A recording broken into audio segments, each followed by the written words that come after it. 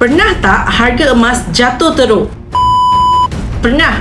Tahun 2011, harga emas jatuh 30%, iaitu dari RM200 segram kepada RM130 1 gram. Kejatuhan ini berlaku perlahan-lahan dan harga RM150 1 gram adalah pada tahun 2013.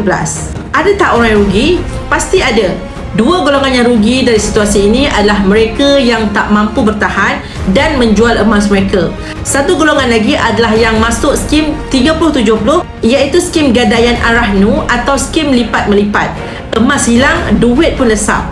Ada satu golongan lagi, tak rugi dan tak untung. Mereka ada emas dan tak jual emas mereka serta tak tambah gram emas. Apa yang dah beli, itulah yang diterimanya. Setelah bertahun-tahun, harga emas kembali RM200 segram. Barulah mereka buat keputusan apa yang perlu dibuat selepas itu.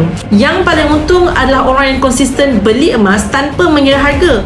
Waktu harga emas RM200 segram, dia beli. Waktu harga emas turun pun, dia tetap beli. Bila tiba waktu harga emas naik kembali, yang beli harga RM150 segram dah nampak untung dan yang beli pada harga RM200 dah makin kurang kerugian. Dengan pertambahan gram, harga purata akan jadi seperti harga semasa walaupun belum kembali kepada RM200 segram. Paling utama, saat harga kembali ke RM200 segram, jumlah gram dan simpanan semakin bertambah.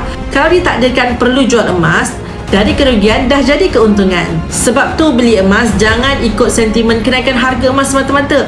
Beli emas mesti kena konsisten. Fokus menyimpan emas adalah kepada pertambahan gram emas. Kalau dah faham tentang emas, risiko kerugian adalah sangat tipis.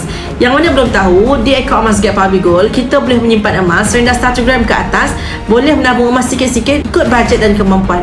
Bagaimana caranya? Jom klik link di bio Safia Sofian, daftar akaun Emas Gap percuma, saya akan bimbing sebaiknya.